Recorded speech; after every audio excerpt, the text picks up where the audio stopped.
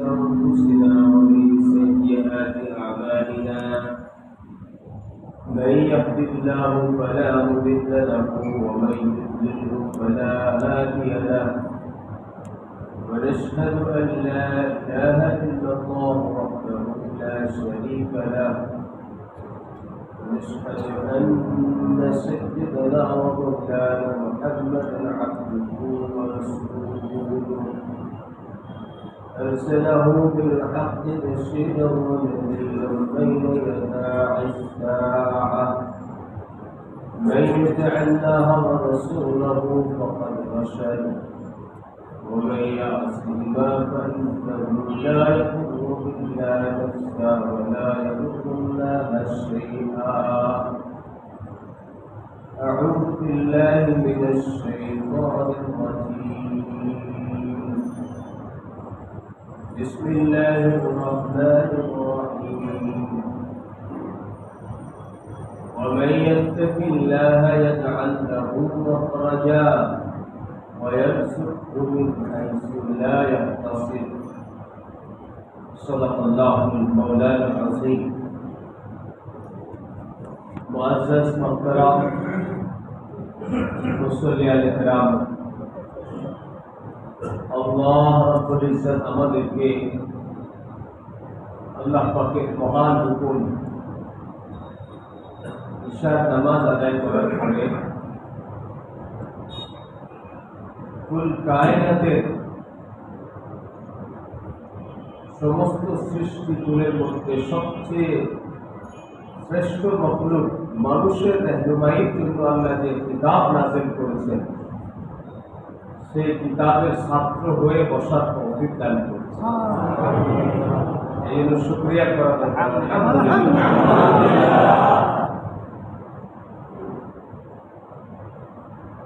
দুনিয়াতে মানুষের শ্রেষ্ঠত্ব মানুষের জ্ঞানের কারণে, নইলে মানুষের চেয়ে জ্ঞান ব্যতীত অন্য অনেক বিষয়ে অন্যান্য প্রাণীও শ্রেষ্ঠ আছে। মানুষের চেয়ে বেশি খাইতে পারে, অনেক বেশি খেতে পারে, এমন প্রাণী আছে না? তো সেক্ষেত্রে তো মানুষের চেয়ে গরু, মহিষ, হাতি এরা শ্রেষ্ঠ। মানুষের চেয়ে শরীরের অবয়ব বড় এমন প্রাণী আছে না? অবয়বের দিক থেকে তো তারা শ্রেষ্ঠ। আবার মানুষের চেয়ে বেশি জ্ঞান শক্তি আছে এমন প্রাণী নাই। চারতলা পাঁচতলার উপরে আপনি যে গুড় রাখছেন সেখানে পিঁপড়া চলে যায়। আপনি বিল্ডিং এর নিচতলা থেকে চারতলায় গুড়ের জ্ঞান পান, আর গুড়ে তো এরকম এক্সট্রা কোনো স্মেলই নাই যেটা অনেক গুড়ের থেকে পাওয়া যেতে পারে। কি বলেন? মিষ্টি ঠিক আছে, এটা এমন বেশি যেমন ফুল খুশবু চতুর্দিকে ছড়ায়, গুড়ে কি এমন জ্ঞান আছে?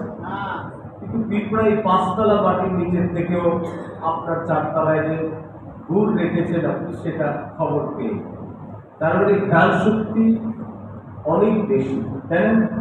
তাহলে এই ক্ষেত্রে তো পিঁপড়া শ্রেষ্ঠ। দৃষ্টিশক্তি মানুষের চেয়ে একটা বাস পাখি জিন 3 কিলোমিটার দূরের থেকে নদীতে পুকুরে কোথায় একটা শোল মাছ মাথা জায়গায় আছে সেটা সে 3 কিলোমিটার উপরের থেকে দেখতে পাচ্ছে। মানুষ 3 কিলোমিটার দূরের থেকে নিজের আব্বাকেও চিনবে। কি বলেন? সোজা দূরে 5 জন মানুষ একসঙ্গে দাঁড়ায় আছে, এর মধ্যে একজন তার আব্বাও আছে, কিন্তু যেহেতু দূরত্ব দুজনের মধ্যে 3 কিলোমিটার বলতে পারবে না, বলে কোনটা যে আব্বা। তাহলে দৃষ্টিশক্তির দিক থেকে তো বাস পাখি মানুষের চেয়ে শ্রেষ্ঠ। কি বলেন? ঠিক কিনা? হায়াতের দিক থেকে লম্বা হায়াত, একটা সবুজ জিনটা তো 1000 বছর বাঁচে, এখন 1000 বছর বাঁচে। আমরা যখন মাদ্রাসায় পড়তাম আমার উস্তাদের কাছে আমাদের সাথে একই সাথে জিন পড়তো। একবার আমি হযরতকে জিজ্ঞেস করলাম তার নাম কি, বলল হারুন। আমি বলি হযরত ওনার বয়স কত? বলে 1100 বছর। 1100 বছর আমাদের সাথেই পড়তো। 7 মাস পর্যন্ত আমরা জানতাম না, সে মানুষের সুরতে পড়তো। পরবর্তীতে হযরত ওস্তাদজি বললেন যে উনি মানুষ নয়, জিন। কারণ তাকে যখনই দেখতাম সে পড়ছে, কখনো খাওয়ার খাইতে যেতে দেখতাম না। আমরা ঘুমে থেকে উঠেও দেখতাম ও নামাজ পড়ছে না হয় পড়ছে, তাহলে ও ঘুমায় কখন? আমরা ঘুমায় গেলে যে সে আর ঘুমায় না সেটা তো আমরা দেখতাম।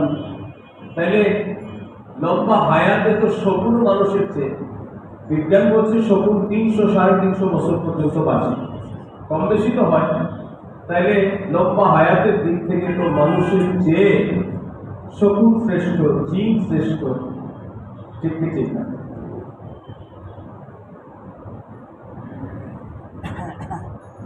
পানির নিচে ঘন্টার পর ঘন্টা, মাসের পর মাস, বছরের পর বছর নিঃশ্বাস নিতেছে মাছ বিভিন্ন রকমের, মানুষ কতক্ষণ পায়?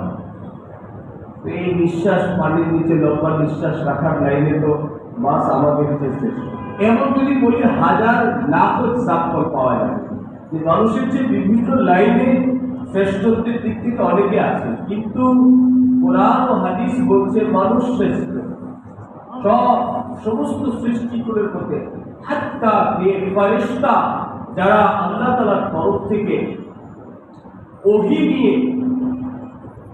নবীদের কাছে এসেছেন, যাদেরকে আল্লাহ তাআলা বিশেষ ফোর্স হিসেবে নিজের জন্য তৈরি করেছেন, আল্লাহ সেই ফেরেশতাদের উপরে মানুষকে শ্রেষ্ঠত্ব দিয়েছেন।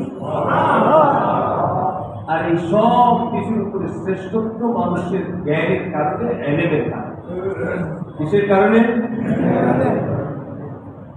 এখন মানুষ তার জ্ঞানকে পরিপূর্ণ করার জন্য কতভাবে জ্ঞান অর্জন করবে, আর কতভাবে জ্ঞান অর্জন করলে সে পূর্ণ জ্ঞান হাসিল করতে পারবে, এটাও আমাদের জানা দরকার। কি বলেন? গবেষণায় দেখা গেছে মানুষ সাধারণত 3টা মাধ্যমে জ্ঞান অর্জন করে। এটা বড় বড় মাধ্যম, এক একটা মাধ্যমের মধ্যে আমার পার্ট আছে, বড় বড় 3টা পার্ট। এগুলো আপনাদের জানতে হবে, শুধু ওয়াজ শুনে নেওয়ার জন্য, তাফসীর শুনে নেওয়ার জন্য সারা জিন্দেগি জানতে হবে, এবং পরবর্তী নেক্সট জেনারেশনকে এইভাবে আপনাকে পরিচালনা করতে হবে যাতে সে পরিপূর্ণ জ্ঞানী হতে পারে। আজকে বোঝা যাবে পরিপূর্ণ জ্ঞানী কারা। 10টা বিষয়ে যার ডক্টরেট ডিগ্রি আছে সেও পরিপূর্ণ জ্ঞানী না। আমি আজকে কোরআন থেকে, যুক্তি থেকে, সব দিক থেকে আপনাদের সামনে এই বিষয়টা পরিষ্কার করব ইনশাআল্লাহ। বলছিলাম মানুষ জ্ঞান অর্জন করে বড় বড় 3টা মাধ্যমে, একদম জন্ম থেকে মৃত্যু পর্যন্ত। প্রথম নম্বর, মানুষ তার পঞ্চ ইন্দ্রিয়ের মাধ্যমে জ্ঞান অর্জন করে। বলেন আপনারা?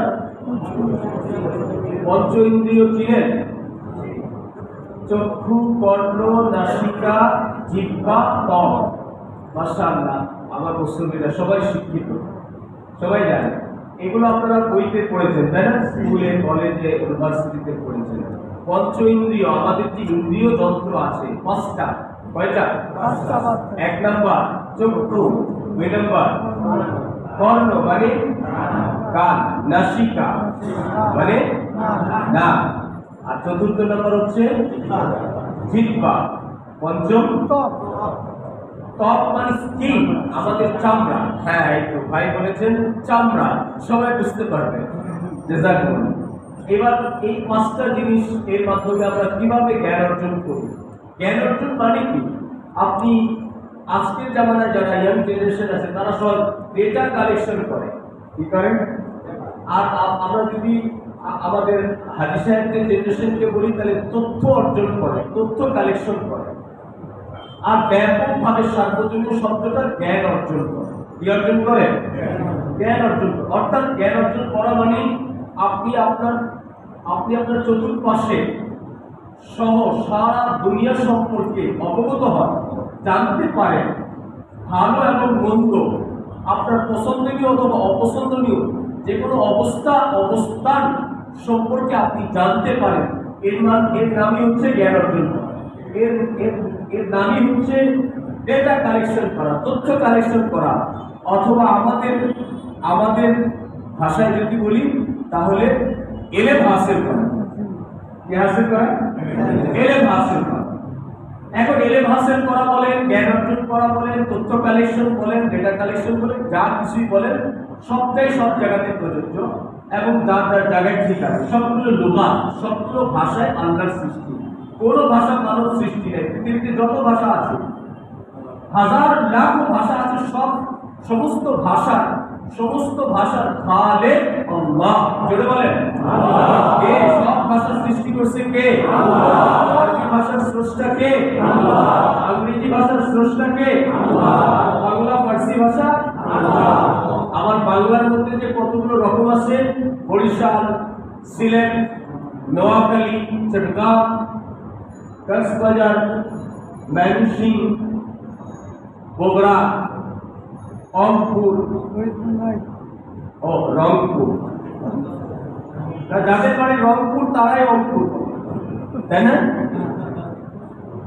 আমার একজন খাদেম ছিল, বলে হুজুর বাড়ি যাওয়ার সময় আস্তা রুটি কিনা উঠি খেয়েছে, রাস্তায় রুটি কিনা রুটি খাইছে, এটা বলে হুজুর বাড়ি যাওয়ার সময় আস্তায়।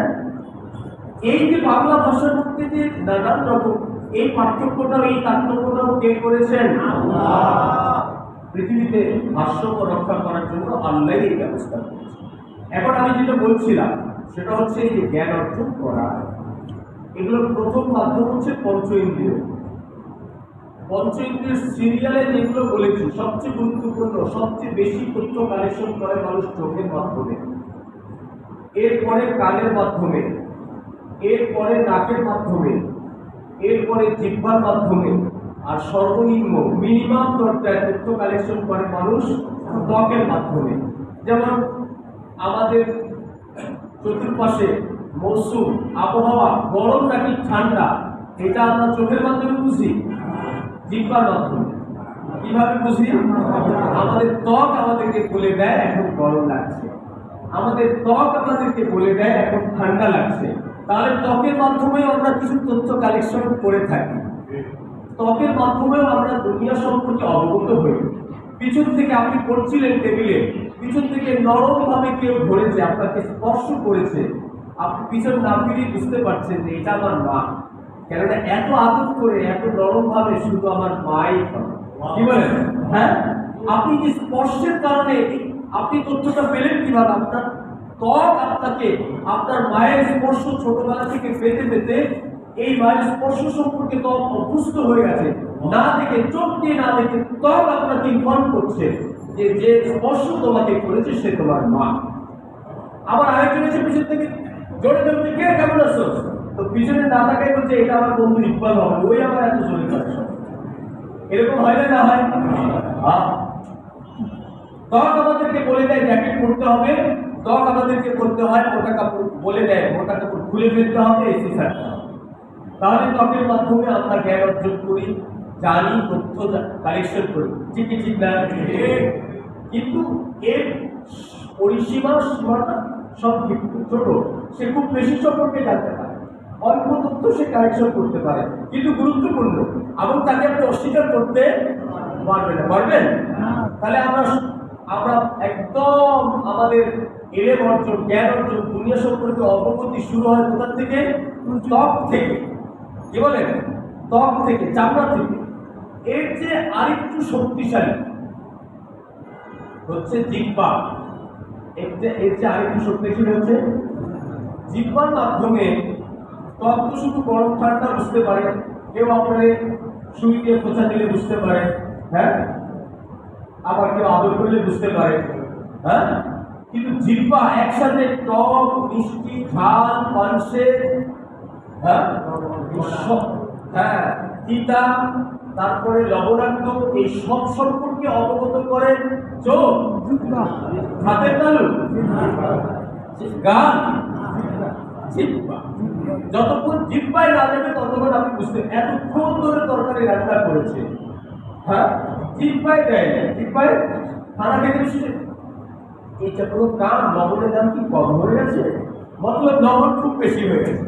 অর্থাৎ জিহ্বায় দেওয়ার আগে বোঝা যায়, চেহারা থেকে সব বোঝা যাচ্ছে তরকারি ঠিক আছে, কিন্তু তরকারি ঠিক নাই এটা বোঝা গেল কখন? যখন জিহ্বা স্পর্শ করে।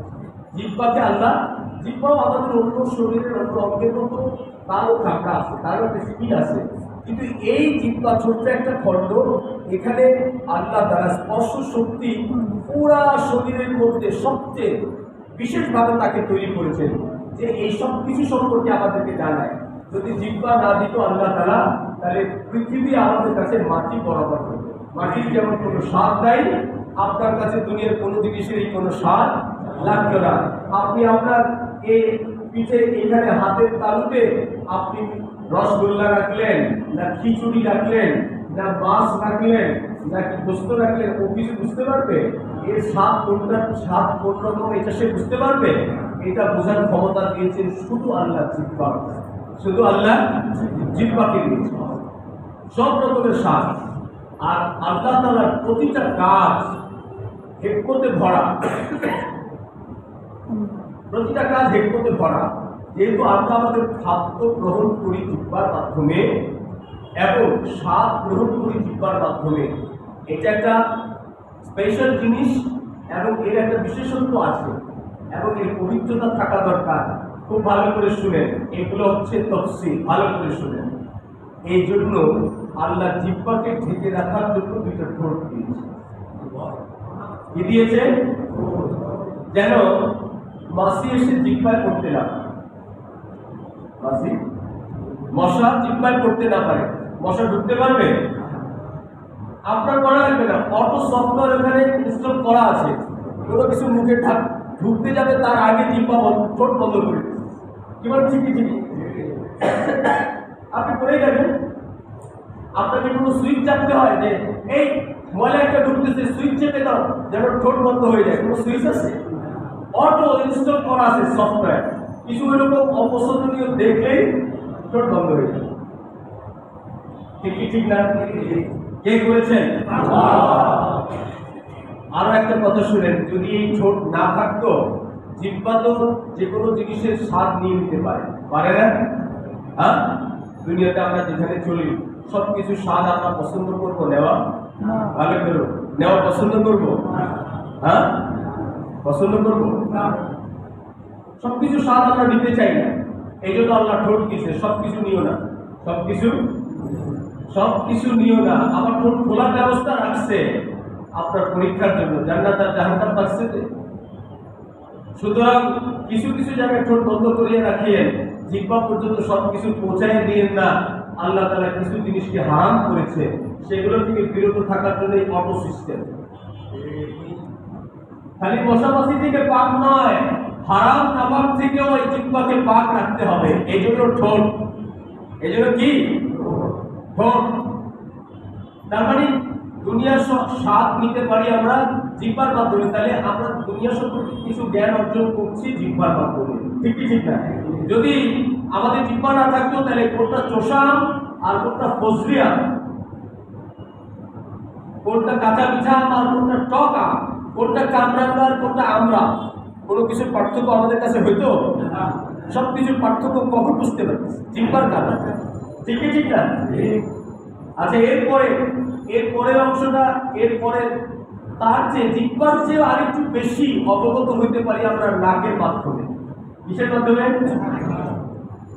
আর জিহ্বার চেয়ে নাকের ফ্রিকোয়েন্সিটা আরেকটু বেশি। দেখেন না, একটা মোবাইল টাওয়ার দুর্বল থাকে, আর একটা টাওয়ারের থেকে একটু দূরে গেলে আর নেটওয়ার্ক পায় না, আর আরেকটা আছে শক্তিশালী নেটওয়ার্ক, তার টাওয়ারের ফ্রিকোয়েন্সি অনেক, আরো দূরের থেকেও।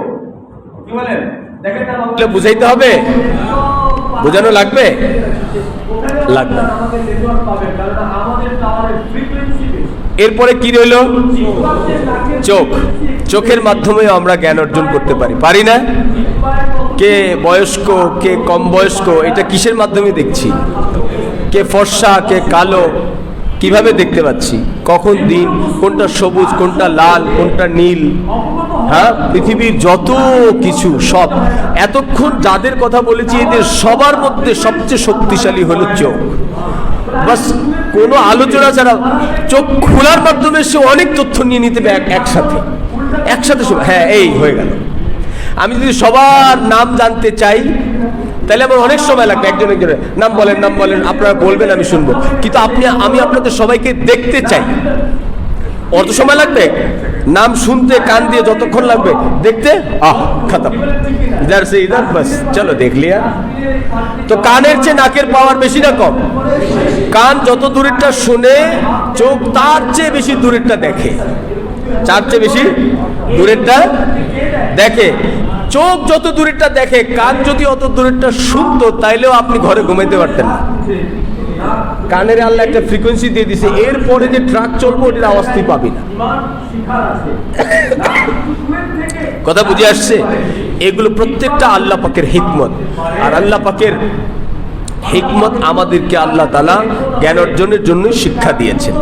এগুলো আমরা চিন্তা করেছি কখনো? আজকের বয়ান সারা রাত চিন্তা করবেন। 15 দিন চিন্তা করলেও আশা করি আপনি কুল কিনার খুঁজে পাবেন না। আমি আজকে আপনাদেরকে যেটা শুনাই দিচ্ছি, চিন্তা করতে থাকেন 15 বছর পর্যন্ত। আমি তো কয়েকটা মাত্র বলেছি, আপনি খুঁজে এক একটা বিষয়ে আপনি হাজারটা এক্সাম্পল খুঁজে পাবেন। আর প্রত্যেকটা এক্সাম্পল যখন আপনি নিজে খুঁজবেন, আপনার ইমান, আপনার দিল ভরে যাবে, আপনার ইমানের সতা বড় হইতে থাকবে। এক একটা ইস্যু, এক একটা গেজা ইমানকে বাড়াইবার জন্য আপনি চিন্তা করেন। আল্লাহ চোখ দিয়েছে, কানের চেয়ে বেশি দূরেরটা দেখতে পারে, অনেক দূর দেখতে পারে। সবার চেয়ে শক্তিশালী পঞ্চ ইন্দ্রিয়ের মধ্যে, কিন্তু তারও একটা ফ্রিকোয়েন্সি আছে। আমি শুরুতে বলেছিলাম যে একটা নির্দিষ্ট সময় পরে আর সে দেখতে পারে না।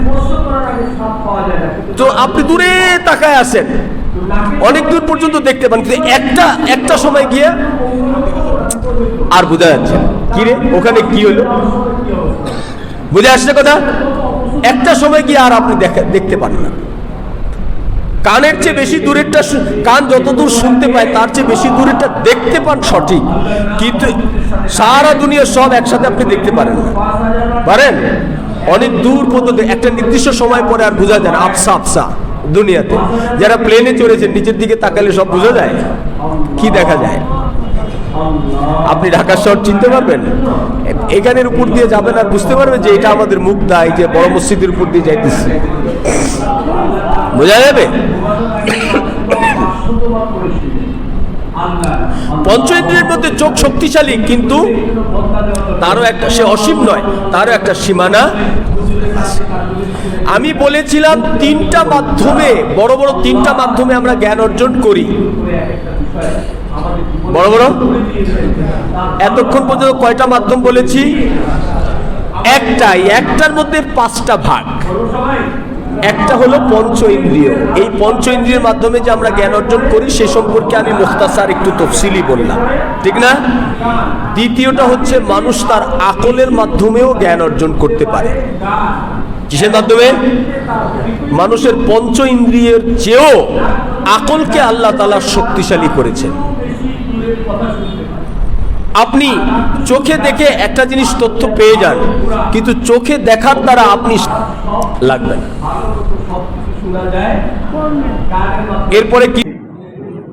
বাবার আদেশ শোনা যায় কানের মাধ্যমে, তাফসীর শোনা যায় কানের মাধ্যমে, আবার গীবত শোনাও যায় কানের মাধ্যমে, গান বাজনাও শোনা যায় কানের মাধ্যমে।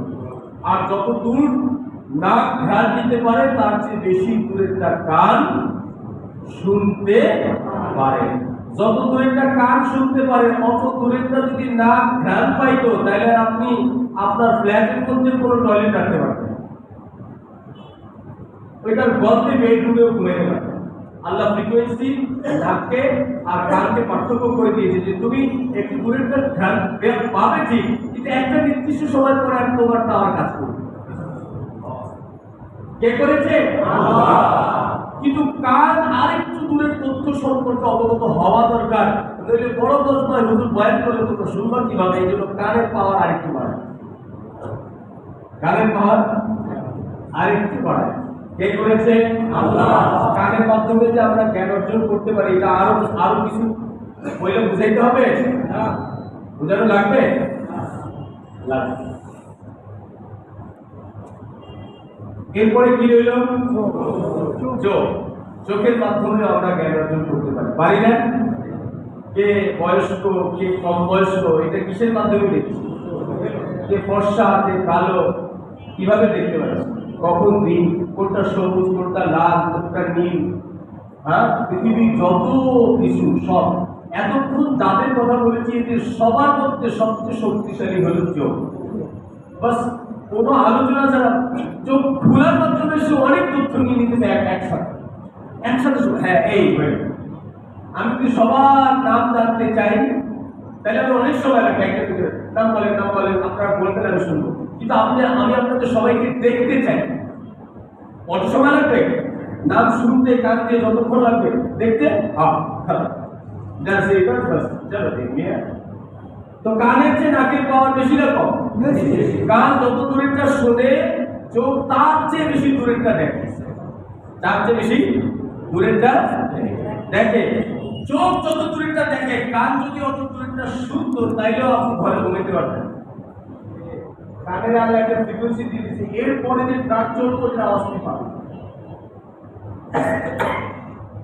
কথা বুঝে আসছে? এগুলো প্রত্যেকটা আল্লাহ পাকের হিকমত। আর আল্লাহ পাকের হিকমত আমাদেরকে আল্লাহ তাআলা জ্ঞান অর্জনের জন্য শিক্ষা দিয়েছে। এগুলো আমরা চিন্তা করেছি কখনো? আজকের বয়ান সারা রাত চিন্তা করব, 15 দিন চিন্তা করলেও আশা করি আপনি ফুল কিনার খুঁজে পাবেন। আমি আজকে আপনাদেরকে যেটা শুনাই, চিন্তা করতে থাকেন 15 বছর পর্যন্ত। আমি তো কয়েকটা মাত্র বলেছি, আপনি খুঁজে এক একটা বিষয়ে আপনি হাজারটা এক্সাম্পল খুঁজে পাবেন। আর প্রত্যেকটা এক্সাম্পল যখন আপনি নিজে খুঁজবেন, আপনার ইমান, আপনার দিল ভরে যাবে, আপনার ইমানের সত্তা বড় হইতে থাকবে। এক একটা ইস্যু, এক একটা ভেজা ইমানকে বাড়াইবার জন্য আপনি চিন্তা করেন। আল্লাহ চোখ দিয়েছে, কানের চেয়ে বেশি দূরেটা দেখতে পারে, অনেক দূর দেখতে পারে। সবার চেয়ে শক্তিশালী পঞ্চ ইন্দ্রিয়ের মধ্যে, কিন্তু তারও একটা ফ্রিকোয়েন্সি আছে। আমি শুরুতে বলেছিলাম একটা নির্দিষ্ট সময় পরে আসে দেখতে পান। তো আপনি দূরে তাকায় আছেন, অনেক দূর পর্যন্ত দেখতে পাবেন, একটা সময় গিয়ে আর বুঝা ওখানে কি হলো, বুঝে আসছে না? একটা সময় গিয়ে আর আপনি দেখতে পাবেন। কানের চেয়ে বেশি দূরেরটা, কান যতদূর শুনতে পায় তার চেয়ে বেশি দূরেরটা দেখতে পান সঠিক, কিন্তু সারা দুনিয়া সব একসাথে আপনি দেখতে পারেন। অনেক দূর পর্যন্ত একটা নির্দিষ্ট সময় পরে আর বোঝা যায় আফসা দুনিয়াতে। যারা প্লেনে চলেছে নিচের দিকে তাকালে সব বোঝা যায়, কি দেখা যায়? আপনি ঢাকা শহর চিনতে পারবেন? এখানে উপর দিয়ে যাবেন আর বুঝতে পারবেন যে এটা আমাদের মুখটা, এটা মসজিদের উপর দিয়ে বোঝা যাবে। পঞ্চেন্দ্রের মধ্যে চোখ শক্তিশালী, কিন্তু তারও সে অসীম নয়, তারও একটা সীমানা। আমি বলেছিলাম তিনটা মাধ্যমে, বড় বড় তিনটা মাধ্যমে আমরা জ্ঞান অর্জন করি। বড় বড় এতক্ষণ পর্যন্ত কয়টা মাধ্যম বলেছি? একটার মধ্যে 5টা ভাগ। একটা হলো পঞ্চ ইন্দ্রিয়। এই পঞ্চ ইন্দ্রিয়ের মাধ্যমে যে আমরা জ্ঞান অর্জন করি সে সম্পর্কে আমি মুখতাসার একটু তফসিলি বলবো, ঠিক না? দ্বিতীয়টা হচ্ছে মানুষ তার আকলের মাধ্যমেও জ্ঞান অর্জন করতে পারে। কিসের মাধ্যমে? মানুষের পঞ্চ ইন্দ্রিয়ের চেয়েও আকলকে আল্লাহ তাআলা শক্তিশালী করেছে। আপনি চোখে দেখে একটা জিনিস তথ্য পেয়ে যান, কিন্তু চোখে দেখার দ্বারা আপনি সারা জীবনেও ওনার দিকে তাকায় থেকে বুঝতে পারবেন ওনার কয়টা ছেলে আছে, ওনার মা আছে, বাবা আছে, কে আছে, এগুলো ওনার দিকে তাকায় থেকে আপনি বুঝতে পারবেন। দূরে কোথাও ধোঁয়া দেখতেছে, প্রচুর ধোঁয়া উঠতেছে, চোখে মালুম আসে না যে এটা কিভাবে কি হইতেছে, তখন মানুষের আকল কাজ করে, সম্ভবত কোথাও আগুন লাগছে। যেখানে চোখের ফ্রিকোয়েন্সি শেষ, সেখান থেকে আকলের কাজ শুরু হয়। সেখান থেকে আকলের কাজ কোথায় শুরু হয়? যেখানে মানুষের শরীর হাত পারে না সেখানে বুদ্ধি পারে। আর এই বুদ্ধি আকল খাটায় মানুষ দুনিয়াতে কি কি করেছে? এক জায়গা থেকে আরেক জায়গায় মালামাল নেওয়া দরকার, ওনারে নিব বলে না, এই পুরা হয়েছে জোয়ানের জন্য। এই জোয়ান কতগুলো নিতে পারবে? 1 মণ। বলে আরো শক্তিশালী হবে 2 মণ। বলে না না, এই শক্তি দিয়ে চলবে না, এবার আকল খাটা। এইবার আকল খাটাইতে খাটাইতে জাহাজ একটা বানাইছে। হ্যাঁ, কি বানাইছে? জাহাজ 2 মণ নিয়ে এক দেশ থেকে আরেক দেশে চলে যায়। তো কয় মণ নেয়? কয়েক হাজার টন নিয়ে যেতে পারে এক একটা মাদার ভেসেল। আল্লাহ তাআলা এলিমের সাথে সম্পর্ক করা থাকার কারণে আল্লাহ তাআলা দেখার সুযোগ দিয়েছে।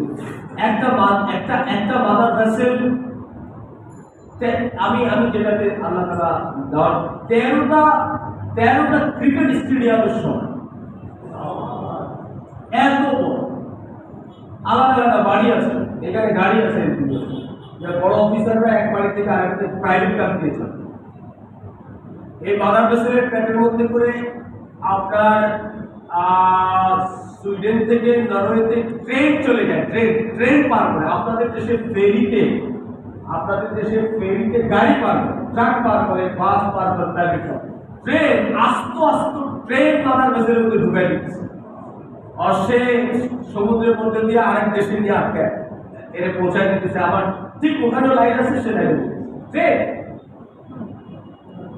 এগুলো মানুষ শরীরে শক্তি দিয়ে করছে, কি দিয়া? আকাশে প্লেন। আবার আপনি আছেন বাংলাদেশে, কিন্তু আপনার ছেলে আছে আমেরিকাতে। আপনি মসজিদে আসার আগেও ছেলে বউ নাতির সাথে কথা বলে আসেন, তাদেরকে দেখে আসছেন, দেখেন নাই? শরীরে শক্তি দিয়া। এই কাজগুলো মানুষ কি দিয়ে করছে? হ্যাঁ, একদম চেহারা দেখা যাচ্ছে লাইভ মাঝখানে যে হাজার কিলোমিটার দূরত্ব, কিন্তু আপনিও তাকে দেখছেন, সেও আপনাকে দেখছে, আবার আপনি তার কথা শুনতে পাচ্ছেন। হ্যাঁ, এগুলো মানুষ শরীরে শক্তি দিয়ে করেছে, কি দিয়ে? মানুষের এই আকল কে দিয়েছে? আল্লাহ কিয়ামতের দিন আকল সম্পর্কে জিজ্ঞাসা করবে যে আকল দিয়ে অ্যান্ড্রয়েড মোবাইল বানাইছিলা, সফটওয়্যার বানাইছিলা, নেটওয়ার্ক বানাইছিলা, যে আকল দিয়া মাদার ভেসেল বানাইছিলা, এরোপ্লেন, হেলিকপ্টার, সাবমেরিন, আবার মহাশক্তি দিয়ে তারা সাবস্টেশন তৈরি করেছে, গবেষণাগার তৈরি করেছে। দুনিয়ার ঝয় ঝামেলা থেকে মুক্ত হয়ে একেবারে নিরিবিলি গবেষণা করার জন্য একটা বিজ্ঞানাগার তৈরি করছে মহাশক্তি। সেখানে যাওয়ার জন্য একটা নির্দিষ্ট যানবাহন আছে, সেটাতে করে যায় বিজ্ঞানীরা, সেখানে বসে বসে গবেষণা করে। যে আকল দিয়ে এত কিছু করলাম, সে আকল যিনি তোমাকে দিয়েছিল তাকে চিনার জন্য সে আকল তুমি কখনো ব্যবহার করো। অথচ আকল দিয়েছিলাম যেন তুমি তোমার রব আল্লাহকে চিনতে পারো। কাকে? যদি মানুষের কাছে কোন নবী না আসতো, কোন কিতাব নাযিল না হইতো, আল্লাহ রাব্বুল ইজ্জত মানুষকে এত শক্তিশালী আকল দিয়েছে, আকলের মাধ্যমে মানুষ আল্লাহ পর্যন্ত পৌঁছে যেতে পারে। যদি আকলটা সঠিক জায়গায় ব্যবহার করা হয়, আল্লাহ পাকের এক বান্দা যাকে আল্লাহ নিজের বন্ধু বানিয়ে দিয়েছিলেন, খলিল ইব্রাহিম আলাইহিস সালাতু ওয়াস সালাম, আল্লাহকে চিনতে চায়, আল্লাহকে জানতে চায়, আল্লাহর ভালোবাসা অন্তর ভরা, আল্লাহকে পাওয়ার জন্য খুঁজতেছে। ছোট্ট বাচ্চা মাকে জিজ্ঞেস করছে, মা আমার রবকে, আমার পালনকর্তা কে? কে আমার প্রতিপালক? তো মা বলছে, কেন তোমার প্রতিপালক আমি কি করে লালন পালন করি? বাচ্চা ছোট হলেও নবী হবে তো? এই উত্তরে সন্তুষ্ট হয়। তাহলে তুমি যদি আমার রব হও, তোমার রব কি? আকল কাজ করতেছে, আকলকে ইতমিনান করতে পারছে না মা। এটা তো সহজ কথা, আমার রব তো আব্বা, মুশকিল। আব্বা তো তোমার রব, আচ্ছা তাহলে আব্বার রব কি? বলে এটা তো আরো সহজ, আব্বার রব হলো নমরুদ। আব্বার রব কে? তাহলে মা নমরুদের রব কি? কে বুঝতেছে? এক বাচ্চার আকল বুঝতেছে। কে? আকল। তো আজরের স্ত্রী ইব্রাহিম আলাইহিস সালামের মা বাচ্চার মুখে আটকায় ধরছে, খবরদার ঘরের বাইরে যেন আওয়াজ না যায়। নমরুদের আমার রব, নমরুদ নিজেই তো খোদা, সে খোদাই দাবি করছে, খবরদার। কিন্তু মা আটকায় ধরলে কি হবে? বাচ্চার দিয়ে পিলার হয় নাই, আকল কাজ করছে, মালিক পর্যন্ত বসতে চাইলে পিলার হতে পারছে না। এখন মায়ের কাছে জিজ্ঞাসা করা বাদ দিছে, এবার নিজে তালাশ করতেছে, দেখে যে দারুণ একটা চাঁদ উঠছে, মাশাআল্লাহ। ভাবলো চাঁদই এত বড় কিন্তু এত আলো দিচ্ছে, সে আমার রব হইতে পারে। রবের তালাশে ব্যস্ত, ব্যতিব্যস্ত এক ছোট্ট বাচ্চা কাকে তালাশ করছে? ইব্রাহিম আলাইহিস সালাম যে আকল দিয়ে রব তালাশ করেছিলেন, ওই আকল খানায় আমরা অ্যান্ড্রয়েড বানাই দিছি, কম্পিউটার বানাই দিছি, এরোপ্লেন বানাই দিছি। ওই আকল ব্যবহার হচ্ছে মালিক পাওয়ার জন্য। ইব্রাহিম আলাইহিস সালাম চাঁদ দেখলেন যে এটা ডুবে গেল, তো ইব্রাহিম আলাইহিস সালামের আকল খাটাইছে, যে জিনিস ডুবে যায় সে আমার রব হয়ে গেল। দেখেন একটু পরে আমার আরো শক্তিশালী তেজ নিয়ে সূর্য উঠছে। রবের তালাশে এটা চিন্তা করে হয়তো চাঁদের চেয়ে এটা যেহেতু বেশি শক্তিশালী, বেশি তেজ দেখা দিচ্ছে, এটা হইতে পারে আমার রব। দেখলেন যে না, বিকালে তো সূর্য ডুবে গেল, না যে জিনিস ডুবে যায় সেটা রব হইতে পারে। চিন্তা করতেছে, ঘুরতেছে। আল্লাহ তাআলা বলছে, বান্দা যখন আমার দিকে এক হাত আগায় আমি তার দিকে দুই হাত আগায়, আর বান্দা যখন আমার দিকে দৌড়ায় হাইটা হাইটা আসে আমি তার দিকে দৌড়ায় যাই। ইব্রাহিম যখন এতক্ষণ করছে, এবার আল্লাহ তাআলা নিজের পরিচয়, নিজের মারফতের নূর ইব্রাহিমের দিলের মধ্যে দিয়েছে। আল্লাহ তাআলা ইব্রাহিমের দিলকে ইতমিনান করে দিয়েছে।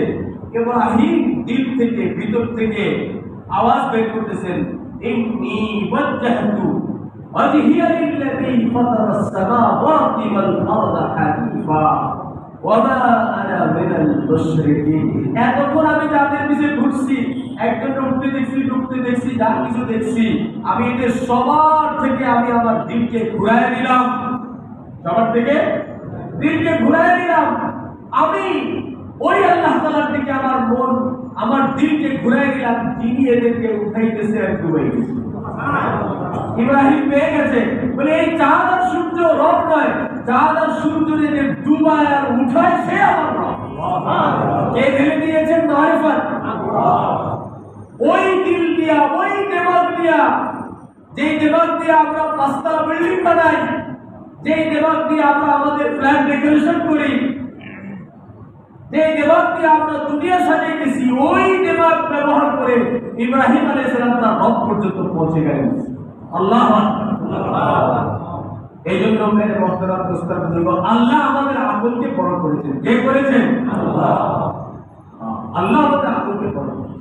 আপনি চিন্তা করে দেখেন, কোরআন হাদিসের কোথাও এটা লেখা আছে ধান চাষ করার জন্য জমিতে ধান বুনতে হবে? কোথাও আছে? এই ব্যাপারে পৃথিবীর শুরুতে যখন ধান চাষ হয়েছে, কোন কিতাব নাযিল হয়েছিল, কোন বই ছিল যেটা দেখে দেখে আমরা ধান চাষ করা শিখছে? কেমনে শিখলো? মানুষকে আল্লাহ শক্তিশালী আকল দিছে, আকল ব্যবহার করতে করতে মানুষ এরপরে আগে এক একটা স্টেপ আগে বাড়ছে। ঘর বানানো শিখছে আকল দিয়ে। কিছু ছিল না ঘরে, দুনিয়াতে কিচ্ছু ছিল না। গত সপ্তাহে আপনাদেরকে জুমায় বলেছি যে প্রথম আল্লাহ তাআলা বাসন কোষণের ব্যবহারের শিক্ষা দিয়েছেন নূহ আলাইহিস সালামের মাধ্যমে, মনে আছে? এই জন্য আল্লাহ আমাদেরকে আকল দিয়েছে। যেখানে আমাদের পঞ্চ ইন্দ্রিয় ফেল, সেখান থেকে আকলের কাজ শুরু। এখন কথা হলো, আকলেরও একটা সীমানা আছে, আকলও অসীম না। একটা সময় পরে গিয়া আকলও আর কাজ করে না। প্রতিদিন সূর্য নির্দিষ্ট সময় ওঠে, আর পূর্ব দিক থেকেই ওঠে। এত বড় একটা শক্তিশালী জিনিস, পৃথিবীতে 13 লক্ষ গুণ বড়। সে একদিন পূর্ব দিক থেকে উঠতে পারে, একদিন পশ্চিম দিক থেকে উঠতে পারে, একদিন উত্তর দিক থেকে উঠতে পারে, একদিন দক্ষিণ দিক থেকে উঠতে পারে, একদিন 5 মিনিট আগে উঠতে পারে, একদিন 5 মিনিট পরে উঠতে পারে। না, জানুয়ারির 1 তারিখে নির্দিষ্ট সময় উঠবে, মার্চের 3 তারিখে নির্দিষ্ট সময় উঠবে, যদি নির্দিষ্ট সময় না হতো তাহলে ক্যালেন্ডার বানানো যেত। পুরা 365 দিন সুনির্দিষ্ট সময় সে ওঠে। সুনির্দিষ্ট সময় ওঠার কারণে তো ক্যালেন্ডার তৈরি করা যাচ্ছে।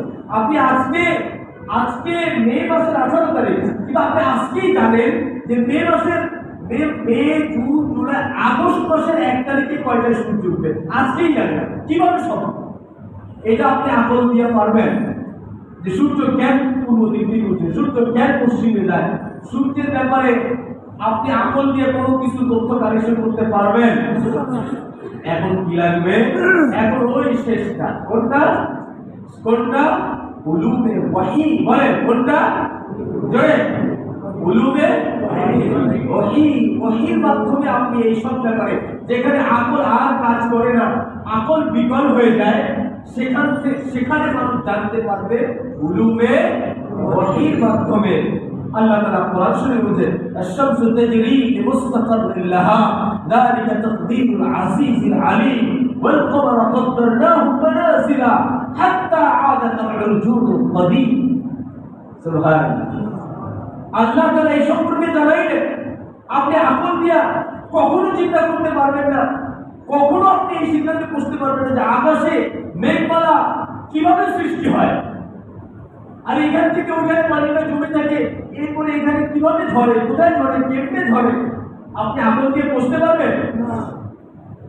এখানে আল্লাহ কোরআনে রাহমানি করেছেন ওয়ানজালনা মিনাল মুসারাতি মা'আন তাজ্জার লিনাখরিজা বিহি হাব্বান ওয়া নাবাত ওয়া জান্নাতিন আলবা।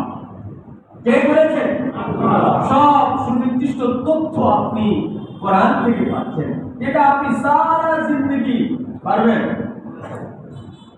আকলে কাজ করবে। সমুদ্রের ঢেউ কিভাবে উঠে আপনি আকল দিয়ে চিন্তা করে বের করতে পারবেন? একজন বৈজ্ঞানিক 17 বছর এটার উপর গবেষণা করে সমুদ্রের কিভাবে ঢেউ উঠে, এটা নিয়ে গবেষণা করতে করতে শেষে সমুদ্রের ঢেউয়ের তলায় বাড়াই গেছে, কিন্তু কোথাও উনি কোনো কোল কিনারা খুঁজে পান নাই। করনেওয়ালা কে? আল্লাহ। সমুদ্রের ঢেউ উত্তোলন করেন কে? আল্লাহ। বন্ধ করে দেন কে? আল্লাহ। এইটা আপনার আকল খাতায় কোনোদিন এই কিছু কিছু জিনিস আছে সেই পর্যন্ত কোনোদিন বসতে পারবেন। আপনি আপনার গায়ের রং কালো, কিন্তু আপনার মায়ের গায়ের রং ফর্সা, আকল দিয়ে বলেন কেমনে হইল? কি কারণে হইল? আকল কাজ করবেন। আপনার আব্বাও ফর্সা, আম্মাও ফর্সা, কিন্তু আপনি কালো। আকল কোন সিদ্ধান্ত দিতে পারবে? আর আল্লাহ তাআলা বলতেছে আমি কাউকে খাটো বানাই, কাউকে ফর্সা বানাই, কাউকে সুস্থি বানাই, কাউকে সুস্থি। আল্লাহ চাইলে আমি বানাই, আপনার আকল এখানে কোনো কাজ করবে। এখন এটা আরো বিস্তারিত অনেক এক্সাম্পল আছে, তাহলে আমাদের আরো বেশি বিষয়টা সম্পর্কে আমরা অবগত হইতে পারবো। কিন্তু এখন বিষয় শুনি, 3টা বিষয় সম্পর্কে আমরা একটু মুখতাসার শুনি যে আমরা দুনিয়া সম্পর্কে জ্ঞান অর্জন করতে হলে, দুনিয়া এবং আখিরাতে কামিয়াব হইতে হলে 3 মাধ্যমে আমাদের জ্ঞান অর্জন করতে হবে। প্রথমটা পঞ্চ ইন্দ্রিয়ের মাধ্যমে, দ্বিতীয়টা আকলের মাধ্যমে, আর তৃতীয়টা উলুমে ওয়াহির মাধ্যমে। এখন পঞ্চ ইন্দ্রিয়ের মাধ্যমে আমরা অলরেডি জ্ঞান অর্জন করছি, করতে করতে আমরা বড় হয়েছি। দেখেন একটু বয়োজ্যেষ্ঠ লোক কিছু একটা বললে আপনি যদি সেটা না বলেন, না মেলে নেন, বেটা দাঁড়িয়ে এমনি সাদা বানাইনি, আমি কথা বলছ না, বলে না বলে মতলব তার পঞ্চ ইন্দ্রিয় অনেক দিক থেকে এক্সপিরিয়েন্স নিচ্ছে। সো আপনার যে সে এই ব্যাপারে এক্সপার্ট, এটাই স্বাভাবিক আপনাকে মেনে নিতে হবে। ঠিক ঠিক।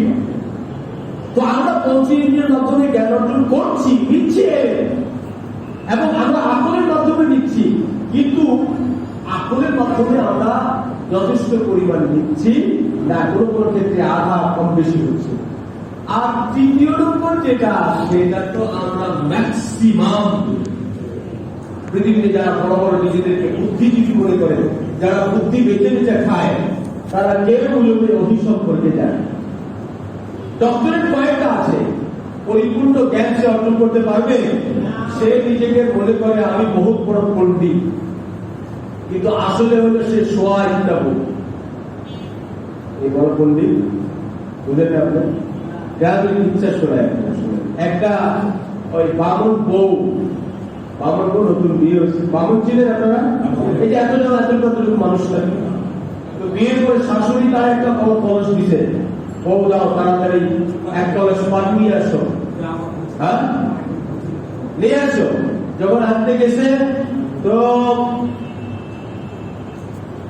কলসটা একটু ভালো করে ধুয়ে দেওয়া লাগে না, পানি আনার আগে ধুইতে গেছে তো ডাকফুল কলসের মধ্যে পড়ে গেছে।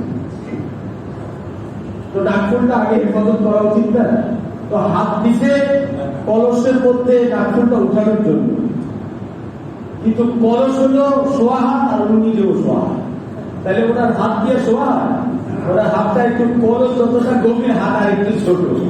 এখন উনি কলসের মধ্যে যখন হাত দিছে কলসের তলা পর্যন্ত ওনার হাত পৌঁছে না, এবং অনেকক্ষণ পর্যন্ত উনি হাত দিয়ে কিন্তু ঘুরছে, দেখে যে কোথাও ডাকফুলও পাওয়া যাচ্ছে না, আর কলসের তলায় ওনার হাত লাগে না।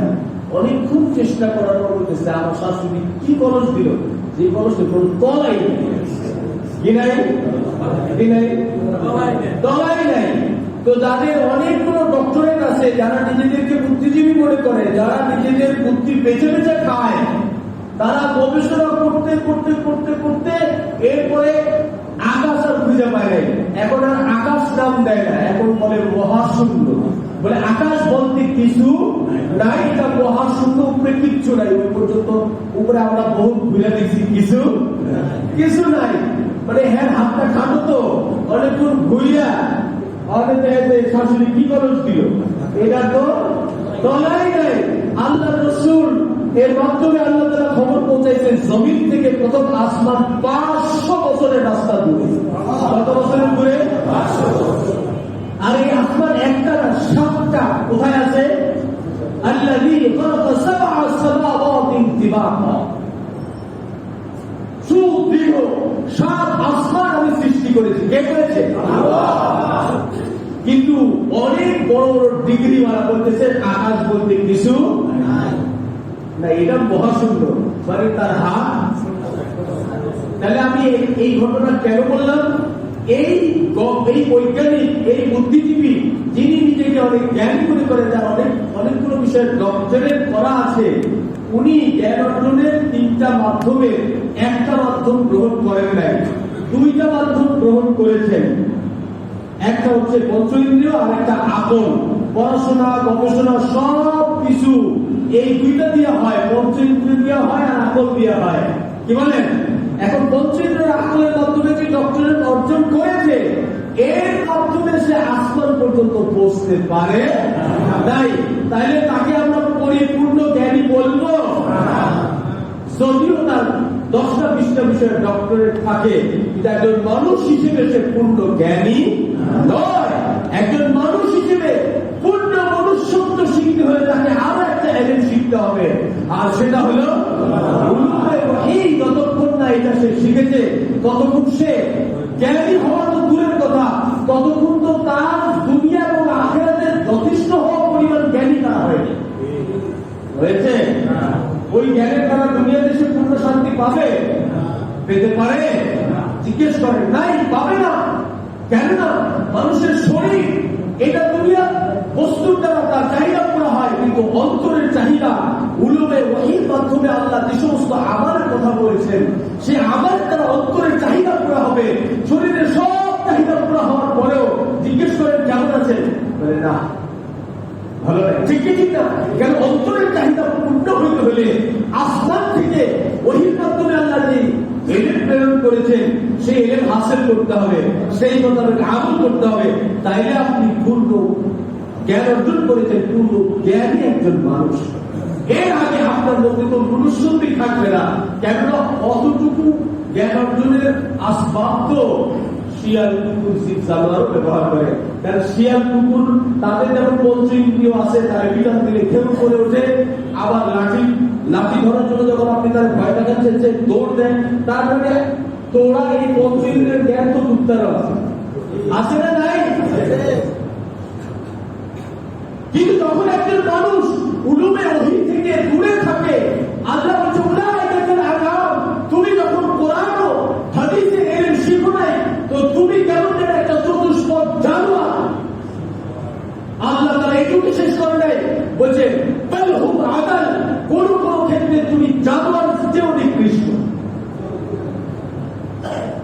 জানোয়ারের চেয়েও আমাদের এক ভাই আছে, দারুণ একটা কথা বলে, আমার খুব ভালো লাগে। বলে, ভাই দেখো, কুত্তা যখন লাঠি তার মালিকের হাতে থাকে তখন ভয় পায়, কিন্তু যখন মালিক লাঠিটা ফলায় দেয় তো কুত্তা ওই লাঠির সাথে গিয়ে পেশাব করে। মতলব কুত্তা লাঠিরে ভয় পায় না, লাঠির মালিককে ভয় পায়। কিন্তু আমরা মানুষরা আল্লাহ তাআলা যে আমাদের ভয় দেখানোর জন্য করোনা পাঠাইছে, করোনারে ভয় পাই কিন্তু করোনার মালিককে ভয় পাই না। করোনা থেকে বাঁচার জন্য কি না করেছি, কিন্তু করোনার সময় করোনার ভয়ে মালিকের কাছে আসি নাই। ঠিক কি ঠিক? আল্লাহ এই কথাই কোরআনে বলছে, যতক্ষণ তোমরা পঞ্চ ইন্দ্রিয় আর আকলের এলেমের উপরে সীমাবদ্ধ থাকবে ততক্ষণ তোমাদের জ্ঞান আর জীব জানোয়ারের জ্ঞান তো করিব কাছাকাছি হবে। আর এই জন্যই বলছে, যতক্ষণ না তোমরা উলুমে ওহী কোরআন হাদিসের জ্ঞান অর্জন করবে, আল্লাহ পাকের মারিফতের জ্ঞান অর্জন করবে, ততক্ষণ উলাইকা কাল আনআম, তোমরা কেমন যেন জীব জানোয়ারের চতুষ্পদ জন্তুর মতো তোমরা। আরেকটু আগে হলো তার চেয়ে উৎকৃষ্ট। সবাই কোরআন হাদিসের জ্ঞান শিখো তো, আর বাচ্চাদেরকে আমাদেরকে শিখান। বাচ্চাদেরকে তো ইংলিশ মিডিয়ামেই দিব। আপনি যতই বলেন, আপনি যে সাইকেলের মাদ্রাসা আনছেন, আমরা আমাদের বাচ্চা দিব, আমাদেরকে শিখান। আমরা সবাই আসবো, আমরা সবাই আসবো। আপনারা জানেন তো, আমি মাদ্রাসা দিয়ে চারতলায় চলে আসছি। সবাই শুনছেন আপনারা? বাচ্চা পাঠাইবেন তো না? বাচ্চাদেরকে 10টা বিষয়ে ডক্টরের ডিগ্রি অর্জন করা লাগবে।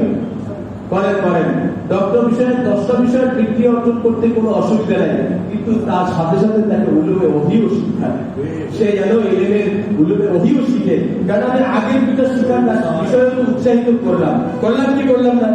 সবাই রাজি আছি ইনশাআল্লাহ? নিজেরাও শিখবো আর আমাদের বাচ্চাদেরকেও শিখাবো। আপনাদের মাধ্যমে আমি পুরা মুক্তাবাসীর কাছে দাওয়াত দিচ্ছি, আমাদের মাদ্রাসায় 4তলা 5তলাতে আমরা আমাদের মসজিদে 4তলা 5তলাতে আমাদের মাদ্রাসাটা নিয়ে আসছি। আমাদের এখানে মাদ্রাসার নোরানি, নাজেরা, হিফজখানা, কিতাবখানা, মিশকাত পর্যন্ত আমরা ভর্তি নিয়েছি। এই জন্য যাদের ছেলেমেয়ে আছে আপনারা নিয়ে আসবেন, তাদের জন্য এখানে পরিপূর্ণ একদম সর্বোচ্চ মানসম্পন্ন শিক্ষার ব্যবস্থা করা হয়েছে। পাশাপাশি আপনারা তো আগের থেকেই আমার স্টুডেন্ট, আপনাদের শেখার জন্য এই মাদ্রাসা এখানে আসার কারণে আর একটা বড় মাশাআল্লাহ সুবিধা হয়েছে। আগে তো আমি আপনাদেরকে নিয়ে সপ্তাহে একদিন বসতাম, ইনশাআল্লাহ আমার কিছু ব্যস্ততা আছে, এই ব্যস্ততা শেষ হলে আমি সপ্তাহে আরো 3 দিন আপনাদেরকে সময় দেব। যাদের সময় আছে তাফসীর একদিনই হবে, কিন্তু ওই যে আমরা যে সূরা ফাতিহার অর্থ শিখেছিলাম, কিছু বাকি থেকে গেল, আরো কতগুলো 10টা সূরা তর্জমা সহ শেখার কথা, আর তাহিয়াত, দুরূদ শরীফ, নামাজের মধ্যে যেগুলো আরো যে শেখার কথা, সেগুলো শেখার জন্য আসলে সপ্তাহে একদিন ক্লাস হইলে তো আমাদের এক একজনের ওই জিনের মতো 1100 বছর বয়স হওয়া লাগলো পুরা কোরআন শিখতে। কি বলেন? কেন আমরা তাফসীর শুরু করেছি প্রায় 6 মাসের বেশি হয়ে গেল। হ্যাঁ, তাতে আমরা মাত্র 81 আয়াতে আছি। আল্লাহ কবুল করেন। হযরত হাদিসে বলতেছে যে আমরা চাইতাম, আপনি চাওয়ার আগে আমি আপনাদেরকে আশ্বস্ত করেছি। আল্লাহ কবুল করেন, সবাই দোয়া করবেন।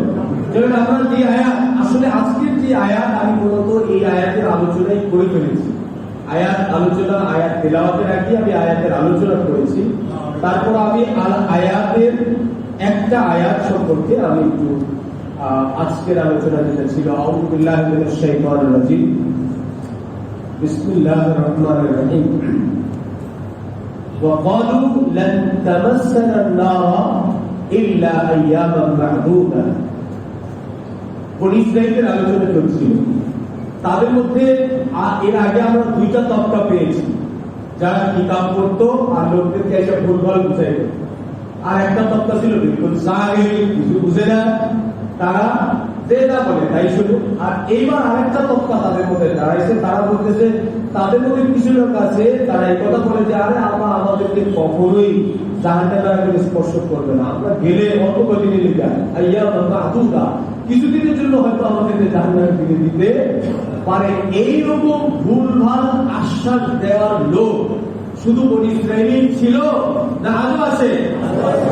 বলে দরবার আবাদ করো, জান্নাতে নেওয়ার কাম বাবা। কি বলে? আছে না নাই?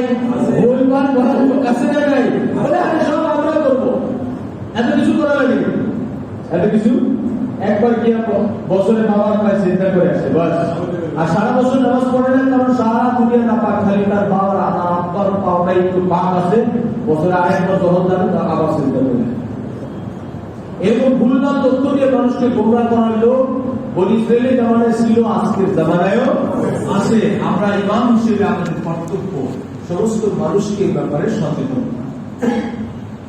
এমন অনেক আশ্বাস তারা দিবে, অবশ্যই আমাদের কর্তব্য আমরা যেন তাদের থেকে দূরে থাকি।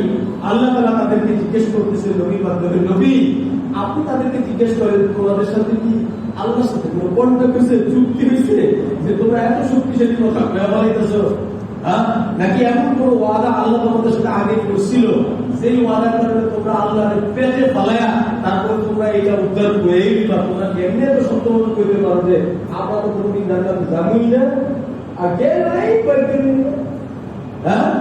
এত শক্তিশালী আশ্বাস তোমাদেরকে কে বোঝা গেল?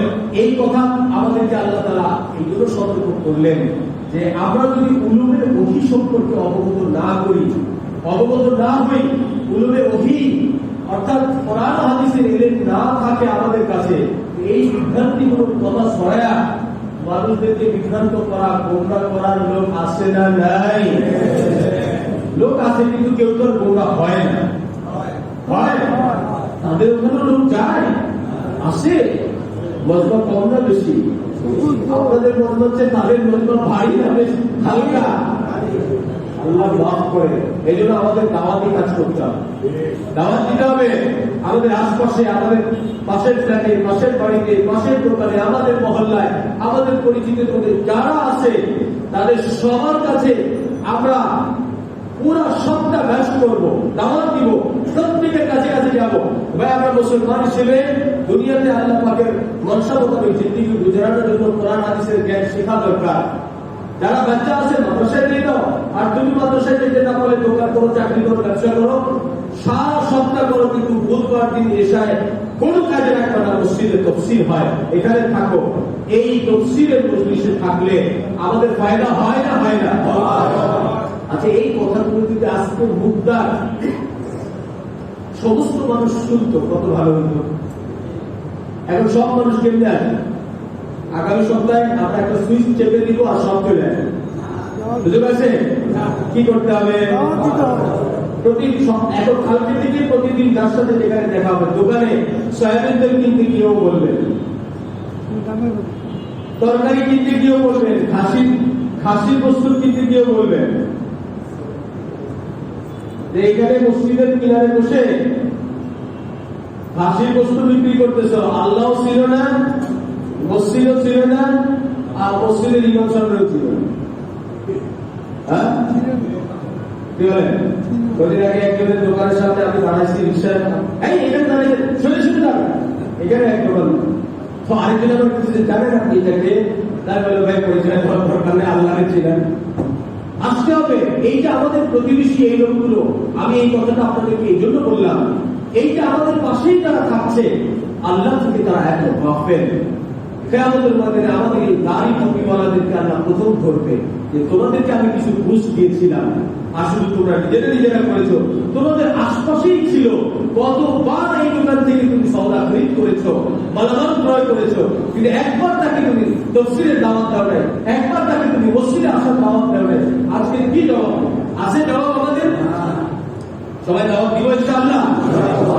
হ্যাঁ, বিশেষ করে বুধবার তাফসীর, মঙ্গলবার বিকালে এবং বুধবার বিকালে যারা আছে নিজে থেকে আপনার দল বেড়ে এটা আমাদের হাদিসে আছে, পুরা মহল্লা, প্রত্যেক দোকানে, বাড়িতে, ফ্ল্যাটে গিয়ে গাছ করে লোকদেরকে বলে যে যেখানে থাকো আজকে কোথাও কোনো প্রোগ্রাম নাই, বুধবার মহল্লায় অন্য কোনো বস্তু হবে না। বলে বিয়ের অনুষ্ঠানের তারিখ ঠিক করতে আসছে, একজন প্রস্তাব দিচ্ছে বিয়ে বুধবার হইতে পারে, আর বুধবার মধ্যে তাফসীর আছে, বিয়ের তারিখ মঙ্গলবারে করো অথবা বৃহস্পতিবারে করো, বুধবার করা যাবে না। কেননা বিয়ের অনুষ্ঠানে সবাই কিন্তু দাওয়াত দিবে, তো আমরা তাফসীর শুনবো কি হবে? আর যে বিয়ে, যার বাড়িতে বিয়ে, তাকেও তো তাফসীর শুনতে আসতে হবে। আমি এটা গুরুত্ব বোঝানোর জন্য বললাম। সবার বুঝে আসছে কথা? সবাই দাওয়াত দিবেন? তৈরি আছেন? আল্লাহ আমাদের অন্তরে কোরআনের মহব্বত ঢেলে দেন, আপনার মহব্বত ঢেলে দেন, আর কোরআন মোতাবেক আমাদের জিন্দেগি চালানোর তৌফিক দান করেন।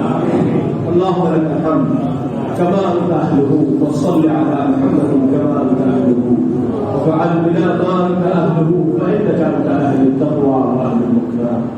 اللهم حبب الينا الايمان وزده في قلوبنا وكره الينا الكفر والفسوق والعصيان واجعلنا من الراشدين واجعلنا من المتطهرين واجعلنا من عبادك الصالحين واجعلنا من الذين لا خوف عليهم ولا هم يحزنون.